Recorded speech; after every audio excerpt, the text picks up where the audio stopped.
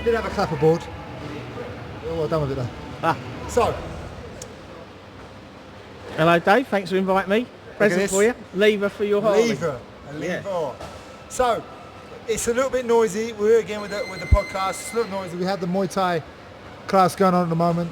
As always, we do the podcast in a busy gym because I think it sounds better. And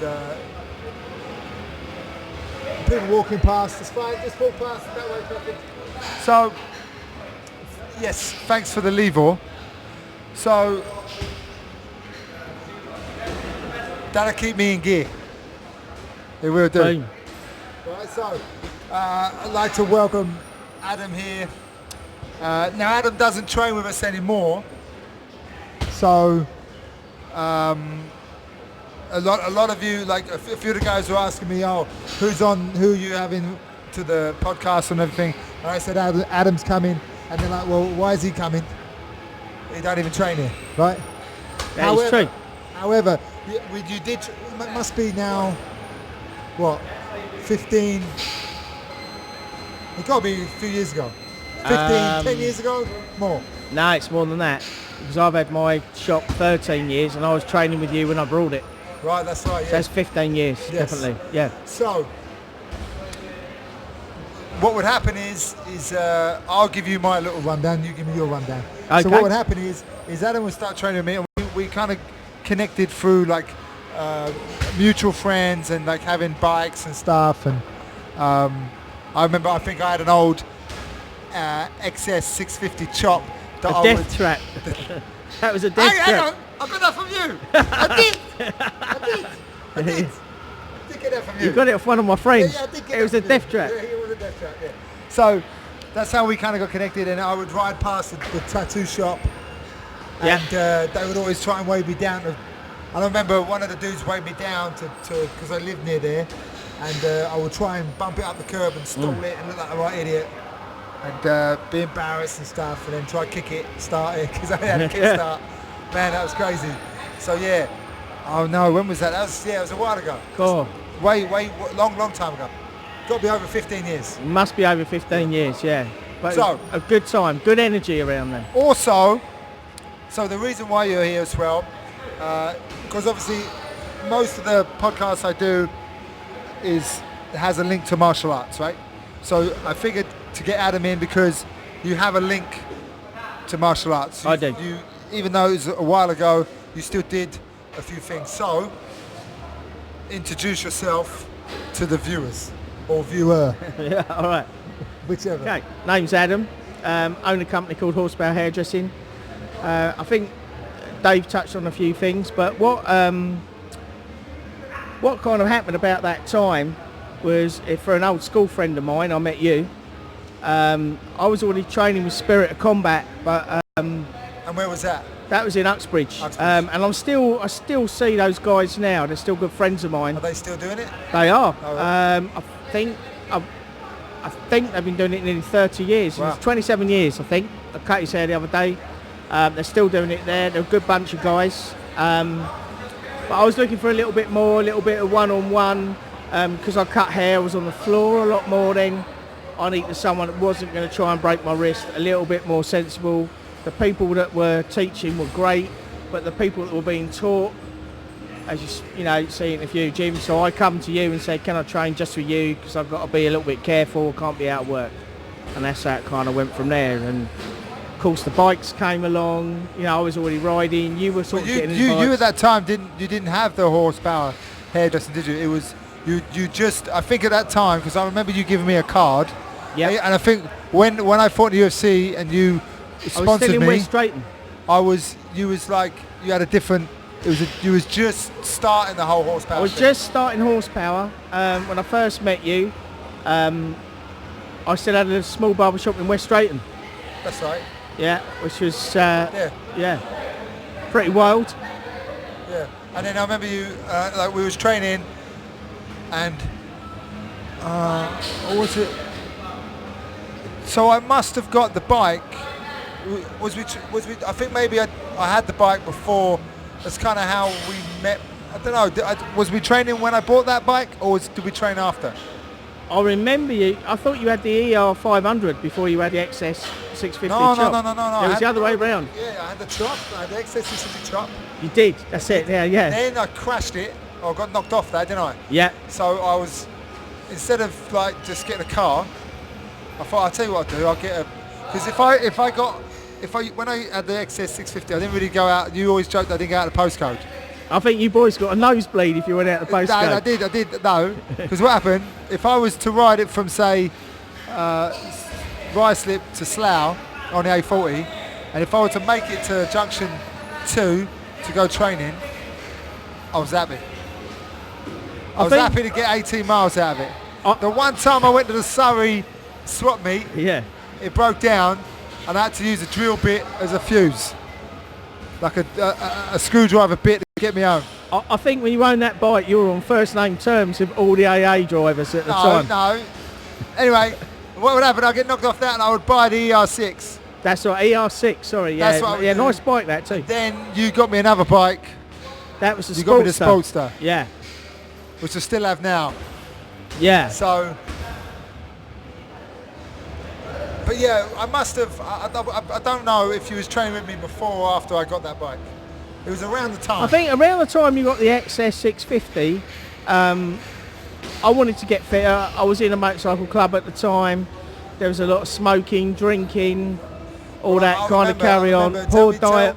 Me, tell me, when you, because you first come train with me, tell me the two ingredients of your breakfast of a morning, because you brought me freaking a food diary, and tell me what those two vital ingredients I think were. I remember there was two vital ingredients of, and I remember showing you this food diary, and I was all proud of it. I'd written a whole week of everything I'd eaten, and for breakfast it had Battenberg cake. I believe Coca-Cola was on there as well. Battenberg cake. And I remember exact and a words can of you said. Coca-Cola. You just looked at it and said, "You're Why- gonna die." Why would you write anything more?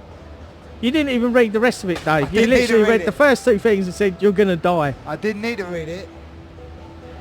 Coca-Cola Battenberg cake, come on, man. Oh, that's funny. So, and then, so you was training with me for a while. Yep. So it's maybe a couple of years, few years, because It was a couple of years. It was, if I remember, Tuesdays and Thursday mornings, I believe, in the shed. Probably better than me, because another reason why I wanted you to come and tell us a story was because I was training. So what would happen? I would ride past the tattoo shop, and they would call me in because I had a bike and stuff, and then the guy that owns that tattoo shop, Glenn, he would then come and train with me as well. Well, I was getting as you can see. I mean, I like a tattoo, yeah. you know, and obviously I'd go down there and talk. I'd go to their tattoo shop after I trained with you on a Thursday right, morning, yeah. and sort of chat. And then I think that got Glenn's interesting. It was a lot of UFC was fairly new to the general public, I Yeah. would say, about then. Well, I you hadn't fought in UFC. know. No. So this But- is around 2006 then. Well, if I may quote, 2526. if I may bring up your late great mother, she used to distribute UFC on DVD. It's a good job she is passed, Yeah, because she could be arrested. she She used to bootleg. she was used quality. to bootleg it and Yeah, bump it out on the CDs. Yeah. innit? I mean, she never sold it. no, it was all free. It was all like Yeah. she was just spreading the word, man. Well, you know, was just she spreading the promoted word. your gym before you did, I think. Yeah, you know, she was she spreading got the everyone word. interested. So Yeah. yeah. I and remember. if I may also bring up as well, very good at an undercover operation, because she worked for me on a few undercover sautés. Oh, really? Yeah, she's very good. Oh, God bless her. Oh, God bless her, mate. She was proper gang. So yeah, but I remember when I fought in the UFC, I stuck your logo on the t-shirt and You stuff did. and things like that, and so yeah, it was nearly 100 years ago. Yeah. But also, so Glenn would start training, Yep. so we'd train both of you, and I remember another friend of mine would message me it's probably sort of in the morning when you was just getting to the gym, and she would say, "Oh, I was doing a show." So this is probably around 2007, 2008. I was doing a show here at the Coliseum in Watford, and I would. She would ask me if she could pass a bucket round for the charity she was working for, muscular dystrophy. And I was like, yeah, of course, you can come along and stick a bucket round, because I think they were doing a walk to China or something. So they just wanted to get some sponsorship. Right. And I put the phone down, and I remember saying, Adam, actually, you could fight, right? I went, you could fight? He was like, what? No way. I said, come on, man. And then I was just shooting the shit, and then I went, you can fight Glenn. You could do it for charity. This will be amazing. Well, I remember, I can't remember who come up with the idea, but I think it probably was you, because we used to have some good laughs. Although we were training, we had some good laughs too, you know. It was a good fun time, good energy around at that time. And I remember coming, the way I remember it, I left your gym, I went straight down to the tattoo shop and went, we've got this great idea, Glenn, why don't we do a cage fight? And he was like, yeah, all right. Well, he probably took it personally. Well, judging on the actual match, I think he did take it personally. Funny enough, I was at an event, not an MMA event, another event a couple of weekends ago, and there was a guy there going, I'm going to do an MMA fight. And they don't know any of my past or anything like that. I said, well, I've done an MMA fight. And they're like, no, you haven't. I said, actually, it's on YouTube. And I actually got it up and showed it to them. And yeah, they don't seem so keen on doing it. But I did say to them, you know, I would corner them for that fight. Yeah. You know, I was up for it, yeah. Well, the thing is, see, I was saying to someone the other day, and even today, that I need to check the dates, yeah, because now it's commonplace for like people to do a charity MMA fight. They have it's a whole business. Right. They offer it to the gym. Oh, you can use our banner for this charity. You know, I think it's for cancer, and you give the participants like 8 weeks training, and then they then have a match. I'm not really into it. So I don't think it's that clever. I mean, it's cool, but it just depends who's doing it. And like, it's as everything's been taken advantage of. You get guys that have been training for years, they've never fought, and think, oh, I can't do that, and they really it's mismatched. It's for guys that have done nothing, right? Right. So my thinking with you guys, well, one it was, I was just joking about. To be fair, in the beginning, I just thought it'd be a laugh. I just threw the idea out there.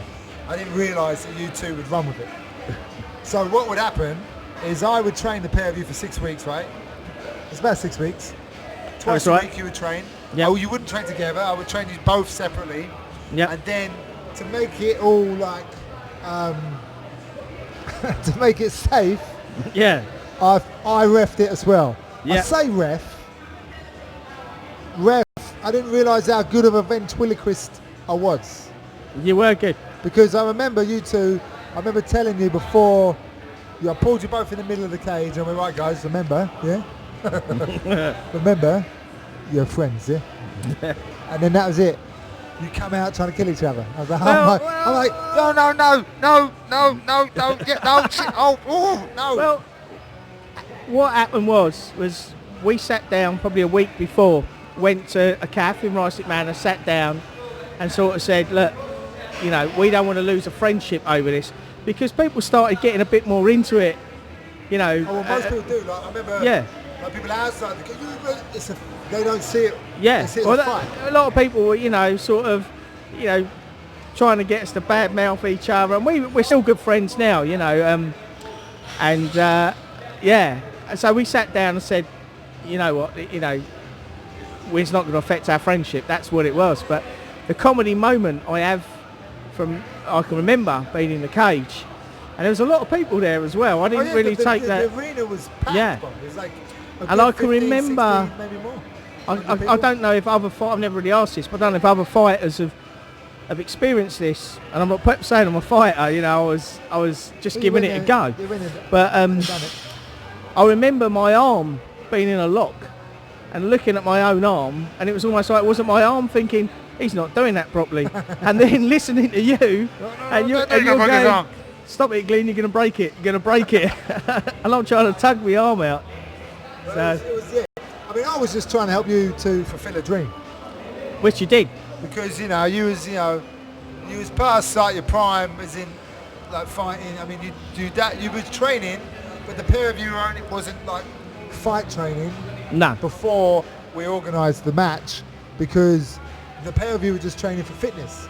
That's Lose a right. bit of weight, keep a little healthy, sweat a little. You wasn't really like wanting to perfect your jab or learn jiu-jitsu.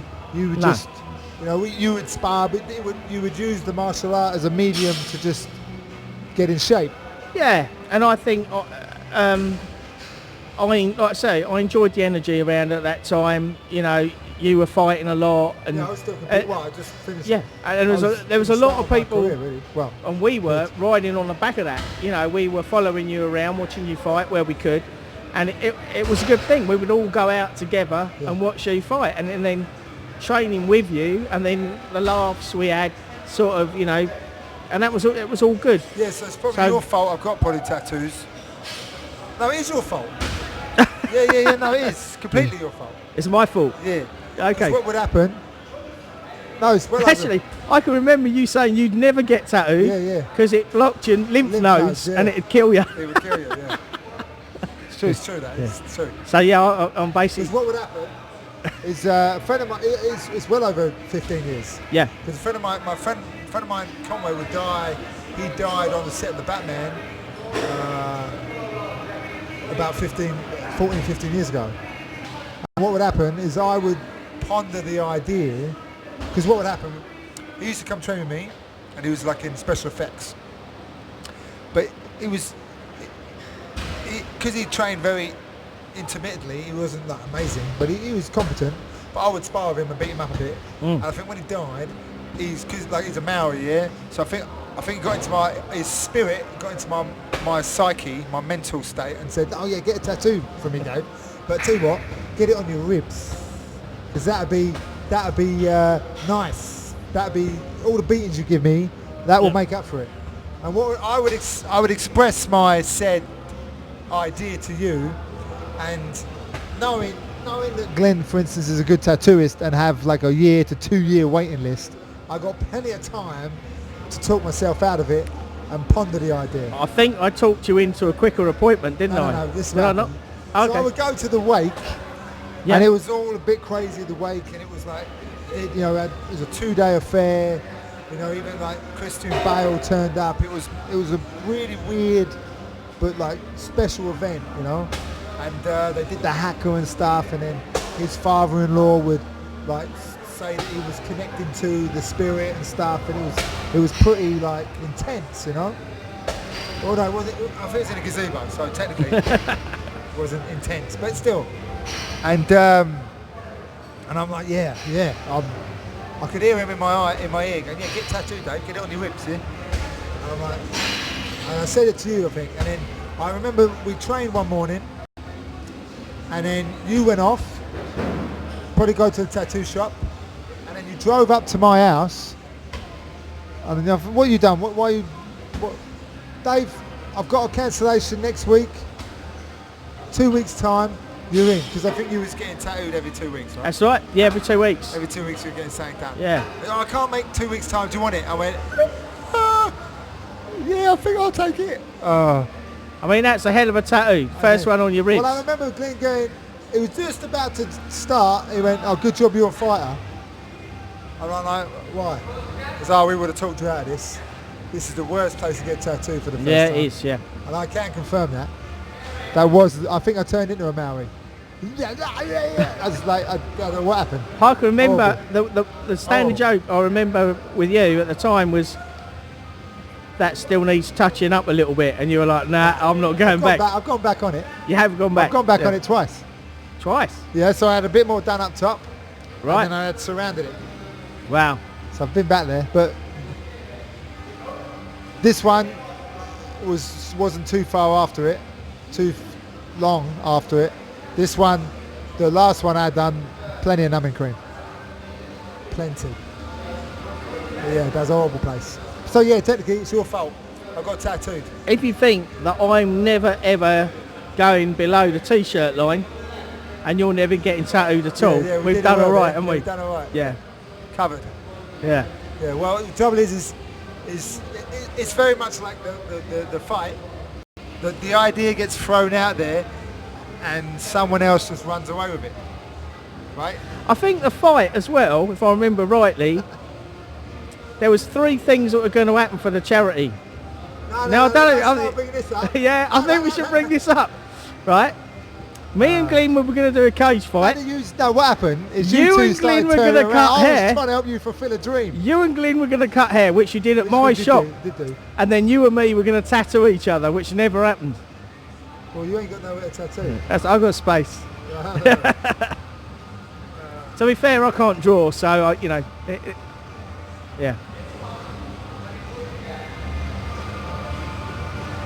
It can still happen though, mate. Yeah.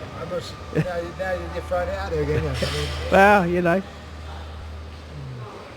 Did we almost happen? And I escaped, you know. I think you escaped. I think you escaped. I took my bite. Hang on, I'm gone. Yeah. That's right. Yeah, well, yeah. As always, the idea gets run away with you. But yeah, no, I'm pretty sure. I need to check the date, but I'm pretty sure that was possibly one of the first charity MMA fights. I think it was March 2009. And just to, as soon as you're bringing up, you're digging it up. As soon as you're digging stuff up. I just remembered. As soon as You you're brought it digging back. stuff up, yeah. You brought it back. I remember, yeah, the pair of you going to do 3 rounds. Right? That was right. 3 rounds. Now, what I should do is another one of these with the pair of you here, and then we would have to switch the camera around, and we could use the cage for that 3rd round. Because I remember rightly, it was 3 rounds. That's right. But when Glenn come in, he goes, "I'm really sick." He was ill. Yeah. I was very thankful for that cold he had. He was ill. But he probably got the better of the match, of the fight. I would say. Right? I mean, everyone said it was a draw. I say he won it. No, I always say it's a draw. And the reason why I scored it as a draw was because of 2 things, yeah? I scored it as a draw because it was supposed to be 3 rounds, and you did 2. Yeah. But then I said to Glenn when he said he's sick, I said, well, just let me know how it goes in between rounds. If you only want 2 rounds, then we'll call it, right? All right. And then the 2nd round ended, and I went to him. He goes, I'm really done. I'm tired. I'm really tired. I'm sick. So I said, all right, we'll stop it. So I called it 2 rounds because he was sick, and I called it a draw because you wanted to do, like, you was quite happy to do the 3rd I would have round. done the 3rd round, yeah. So if there's tattoos to be done, there's a 3rd round to be done. Well, because technically, I'll put it out there. Technically, you didn't complete the Well, task. let me put it out there, So right? There you go. I will talk to Glenn about doing the 3rd round if you let me tattoo you. Let's see how brave you are now. Well, I could probably cloud it in on down here, but I've got a little gap here that might need doing something. Got to be a little one though. What have I got to get done though? Whatever you want. That's not what I want, is it? That's a lie. How can it be what I want? You can't tattoo. So I'll practice. It's not what I want, listen, is it? Listen, I trained for 6 weeks I'll to have a do the full fight. stop.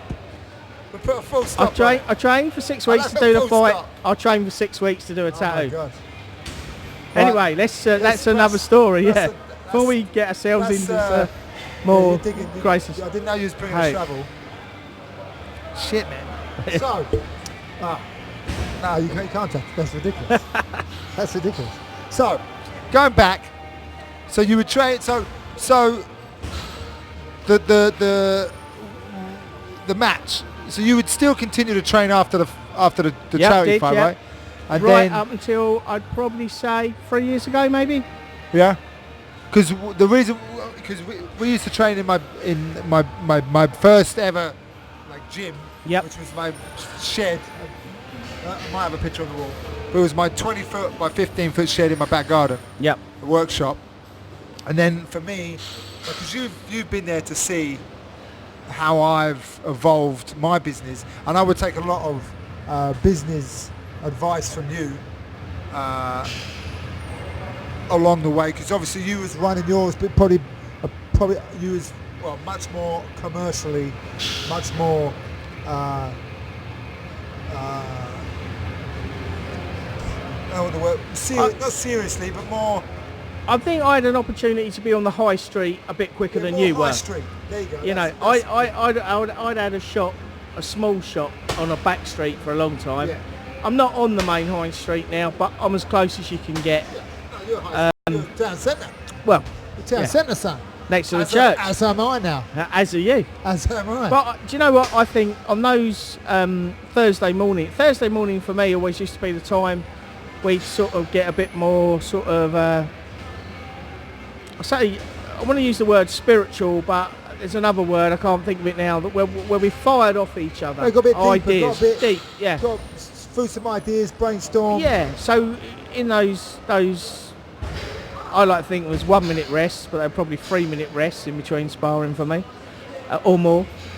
We were talking about business and how we're going to move forward and fired ideas off each other. So I think we grew together, Yeah. you know, in that Well, time. I would be fighting, and I would be pretty much. I think I was working in the gym. Like, well, no, I was I? No, maybe.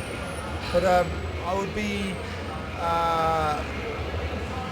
bubbling my classes. My class would be in the scout hall and stuff like that. You're in the scout hall when I And started doing started. that, and then it was Privates then I moved as well. into the Harrow gym, and then I think that's where I kind of got the full-time gym going. It was harder for me. That's right. Because even now, your training that we did, your session, still dictates my week.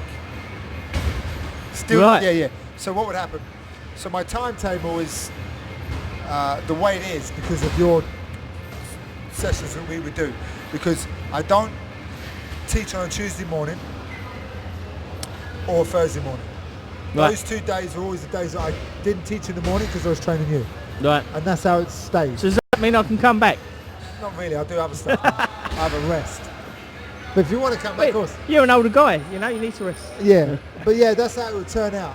Yeah. And then over the last couple of years, like Tuesdays would be my day off, and then most of the time, or some of the time, it'd be your day off. That's right. So we jump on the bikes, go ride somewhere, Yeah. or do some stuff. We And train and then really- ride to, say, Suffolk. Yeah, so to really Braziel. through the training and everything, we become good friends. Yep. And if we have a problem or I need some advice or business or whatever, you know, we're always on the end of the phone to call each other. So for me, the martial art and the training, like for me, regardless of who's taking or who's giving, it's a mutual thing, and there's many things to blossom out of it, you know. Yeah. So, yeah, like I would say, yeah, it grew together. Like your business is like flourishing now. Like you're in like you said, you had a backstreet shop, and then I would then get my backstreet gym, and now you're centre town centre high street, as think- am I, yeah. as I said. As you are. I think as well, I don't want to say I was in front of you, because that's a bad way, but I had the experience. I started cutting hair in a caravan in my mum and dad's garden. Yeah. You know, that was my first shop. So I was a little bit further along in my experience, so I could share the experience Yeah. of growing and some pitfalls, and I think that, yeah.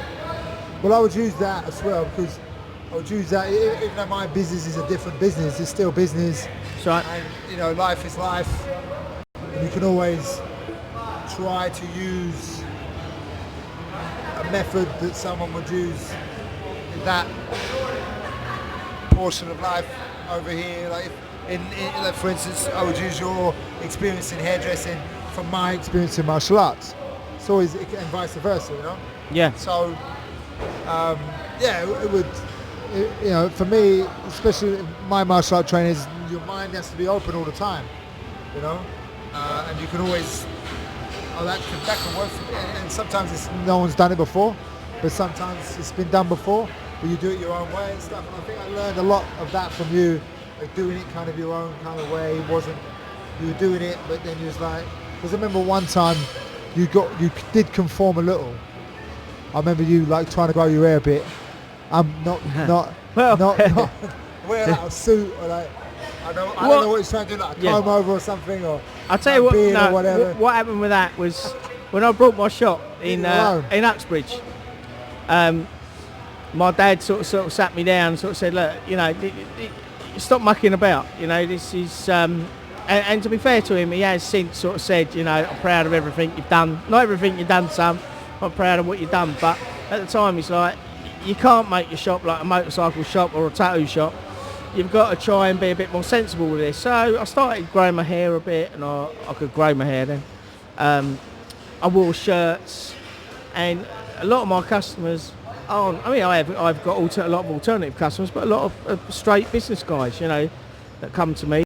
And they're sort of like, what are you doing? And I'm like, well, I'm trying to be more serious. And they're like, it's too late for that, mate. And we come because you are the way you are. So. Well, that's it. I mean, I have a saying that I always say this. One thing I take seriously is I don't take life too seriously. That's kind of what I try and do. Rule 62. Rule 62. Rule 62, son. Never take yourself too seriously. There you go. So, so if we fast forward a bit, because obviously you get cracking on an age, and your memory's Nearly probably 50. not great. So fast forward a bit. How's life now? What you got going on? And when you're coming back training? Well, okay. Soon as you got this third round coming up. Well, let's start. Like, a little bit about my story. I suppose my life took a bit of a turn, an unexpected turn. Usual story with a woman, thought it'd be forever, had a family. That came to an end. I won't share too much about that because you don't need to hear that sob story. But I sort of went off the rails a little bit then. Was this your first marriage? No, Dave, it was not my... Yeah. I've been married twice, another 2 serious relationships, yeah. So essentially I've had 4 serious relationships. Like that. Don't ask me for relationship advice. Yeah, I don't think I've called you no, have I? I don't think we need to get... Let's go down that path. Let's That's a crack on. whole different podcast. Yeah, And that kind of went wrong, and I thought that was forever, you know, and I thought that was, you know, I thought I was going to get old with that person. And I basically, everything I'd sort of worked for the last 7 years sort of didn't really matter anymore. I'd lost contact with that family, not through choice, and I basically took the road of drinking drugs. So it all went downhill fast. That's where I stopped training. And that was probably, that was a long night. That was the best part of nearly 2 years, you know, I say it come to a crashing end. I realised I was in trouble and I stopped, you know, and people like yourself reached out to me. Glenn from the tattoo shop reached out to me. There's a lot of people there that I thought would have turned their back on me and didn't. They still had the love for me. And I sort of had to change my life around and take a different path. And oddly enough, when I got into recovery, I started training at a weights gym.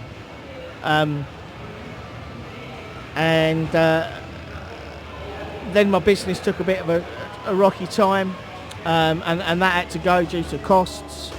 And I was running quite a lot, and I've got to take some injuries to my feet, so that's kind of stopped. But coming here tonight is really good to see, and really... It's the first time you've been here, right? To this gym? The first time I've been to this gym. I've seen pictures of it as it's growing, but yeah, no, really impressed. It's lovely to see, you know, going back, we can go back to the shed in your mum's garden. These are the things we dreamed of. Yeah. You know, this gym, my shop, everything we dreamed of, and it was you that got me into things like The Secret and positive thinking, you know, and this shows it works. You know, I use those quotes and stuff like that to this day, you know. So, you know, it was... Yeah. Well, I always say sometimes, like I always think, because a lot of people, like you go to people for advice, like you always because I always thought, like, when I used to train, like, as a personal trainer, for instance, I used to go to, I see some guys that I would learn from, and they'd be riddled with injury. They'd be, oh, I got this problem wrong with me, this problem, I'm trying to fix this. I'm like, how are these guys, like, supposed to be, like, know what they're doing, yet they're all, like, got all the problems that every client's got? It's a bit weird. And that was my kind of narrow-minded thinking. Because for me, it's like if you're saying, like you go to someone for some advice, but I always think sometimes, like, I'm going to give you some advice because really I need to make it audio so I go back to my own ears. Because sometimes I find if you're giving someone advice, or there's a time of your life, my life, or wherever, and I need to give you some advice, it's probably because I need to hear it as well. Yeah. I mean, it's not that I don't have any problems, because everyone's got problems, no matter how much money you got or how much you don't. You always want something, or you either want something you don't have, or you don't need something you do have, right? Right? So, Yeah. if you seem successful or if you don't. Yeah. I would say for me, at the height of my success, you know, when I was out there in my sort of dark period, I couldn't fail to make money. And I'm not saying that I would turn that opportunity down now, but that's not as important. I was always chasing the buck. Yeah. My thing now is health, happiness, the people around me, you know, and with the power of positivity, I always have what I need. Yeah. Because it always used to amaze me when you was like in a, because you've had so many, like, you would, like, I've had the sort of same bike for about 7-8 years. Same bike, I just crack on, you know, break something, put tank on it, da-da-da-da-da. But you've had so many different bikes, it's been ridiculous. And I remember, like, I need 20, it would amaze me, like, I need 20 grand by 2 weeks or whatever, and I'm like, how? And then by the end, like, I'd see the 3 sessions later, 2 weeks time, yeah, well, I've just sold all my bikes, and I sold this, I sold that, yeah, I got it. And I'm like, it just used to, like, shock me how you could do it. Honestly, I don't know how I done it. I mean, when I brought my business I've got now, I had a business partner in my back street shop, and it wasn't going so well.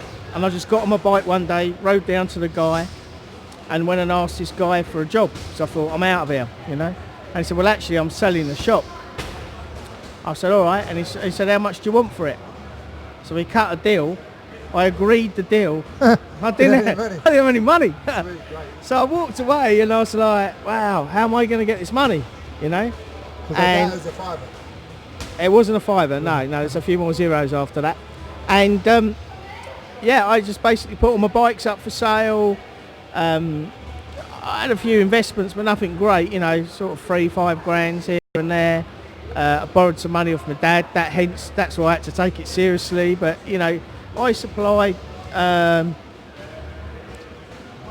probably 70% of the money, and that was all money earned by standing behind a chair, and I just got it done. I've always been lucky. If I get something in my head that I'm going to do something, I'll do it. And so a lot of times I'll say things to people, I'm going to do this, and they just look at me like, you must be nuts. I see it in their eyes. There's a few people around me that are like, yeah, okay, yeah, brilliant, you know. And you know, I don't accept failure very well. If I fail at something, I take it quite badly, you know. So on the flip side, that gives me a lot of determination to get stuff done, because I don't like the feeling of failure. So yeah, sometimes it pays off, sometimes it don't. So where can people come and get their, this is where I get my haircut, although you have been, like, avoiding cutting my hair for a while now. You're always welcome to come to Spain. Yeah, you got some Spanish endeavours. How's the Spanish going? Can you speak Spanish yet? Not really. I understand it more than I can speak it. I think, you know... I'm trying to recall some Spanish. Hasta luego. I know that one. But I should have said that at the end of the podcast. Yeah. For me, Buenos Diaz. it's very good though. One thing came a little. It was luck, really. I've been going to see my friend in Spain for it's nearly 20 years now. And you know, when I changed my life about, and you know, I wanted to get away, and I found it's on the Costa del Sol, but about 40 miles back in the mountains, and I find a lot of peace looking at those mountains. And I used to go out there. My mate would lend me a Harley, and I'd ride around. They were good guys. They understood that I was trying to change my life around, so they wouldn't offer me a beer, or you know. And back here, the people I was hanging around with, you know, they were in the thick of it. So I had to change my friends and get out. And I've got involved now. I'm going back in October to teach some people to cut hair in a salon. It's just stuff that's involved. You know, I've just put myself out there, and it's just a gift, you know. And I'm very lucky that probably every 6 weeks I go out there for a week. And So you could say that your skill of being able to cut hair, it's kind of like martial art, isn't it? It's an art. yep, So and it's like you can teach it. It's not like, you know, you're using it as that's how you express yourself, you know, for your job. Because it's not like a job where, you know, you just, I don't know, you sell hairspray. Your job is your art. yeah, A little bit. That's probably why we get on well, because we're kind of doing the same thing. yeah. A lot of my thing as well is when I'm here, I'm running a business. You know, when I'm in Spain, I'm just a hairdresser. Yeah. So my phone's not going. People aren't asking me questions. You know, all I'm doing is cutting hair. So it gets very easy very quickly, and I've got very good management in my shop, and that's the key to running a business. And that allows me to go and do that. You know, if I didn't have that management, I wouldn't be able to do that. So. And where is this management? Where is the Horsepower Hairdressing? Horsepower Hairdressing's in Uxbridge. Come down for Town all your... centre. Town centre, mile to wild, anything you want. Yeah, mile to wild. I like a We slogan. do it all. Well, I think we Well, find there a lot was of your those other one. opportunities. You grow it, You grow it, we mow it. That was the first one, yeah. I did like that's good. Yeah. So Uxbridge Town Centre, if you want to get your hair cut. It's a cool little shop. I mean, I wouldn't go anywhere else. That's where I get my hair cut. It was always a pleasure to see you. And there was a petrol tank that was donated by you Me, is that as one part of of them? the I was decoration. trying to figure that. The other day I was sitting there going, which one was It's my the one? punk rock one, the little yellow one. Oh, right, okay. I was looking at that thing, I don't know, I can't remember. I mean, I don't really... It's quite high up, so I didn't, unless I was laying on the floor, I wouldn't have seen that angle. I'll give you a guided tour. There's one that you donated. There's one that had a snake living in it in Spain, and we had to get the bloke's son to get the snake out, so we was too scared. What else have we got there? We got one that was off a brand new Harley. My mate was customising Harleys at the time for a living. It was I think a £900 petrol tank, and he just cut it in half and gave me half. Sweet. Yeah. Another one was off a mate's vintage Because you Chevrolet. have incorporated quite a lot. Like when you say you was trying to get serious, Yeah. you have incorporated a lot of your personality and your like style or like your life within your shop. It's not like Yep. it's... There is a Harley like engine you in my drive, shop, you yeah. ride bikes and stuff. And Yeah. You call it horsepower and stuff. So it still has like like your personal touch to it. Yeah, and I think, you know, What was the story behind horsepower? In your like family to do with something like well, horses and stuff? my mum, I was brought up with horses. My mum and my sister are big into horses. I rode and show jumped up to the age, I think I was 12. I didn't know you was a jockey, bro. Oh yeah. I used to ride a horse. I was all right. I wasn't great, but I done it. And then I got to about 13, discovered BMXs and girls, and wanted to go and do other things. You know. Didn't like tight leggings.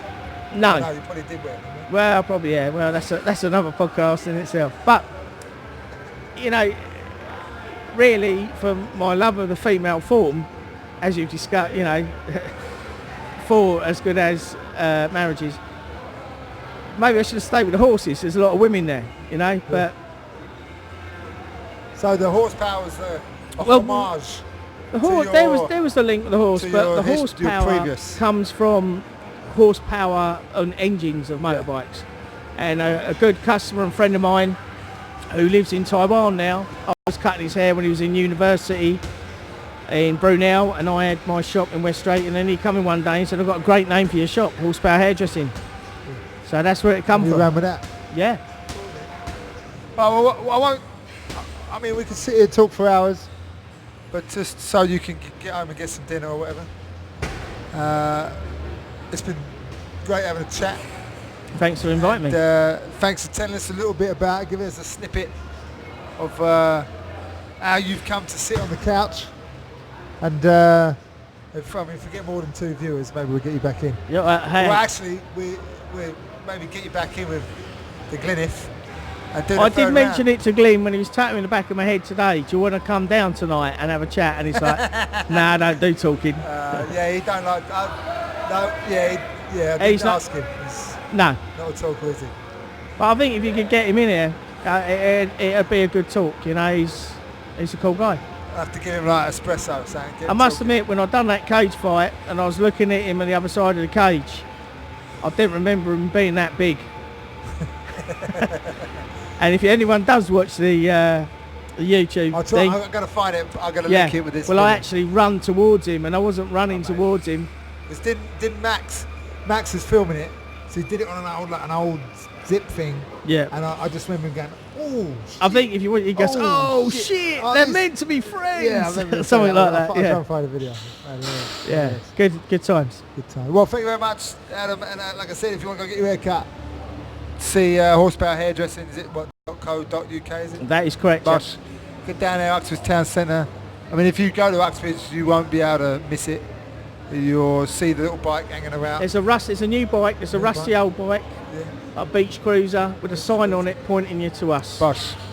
So yeah, thank you very much, and I shall see you soon for training.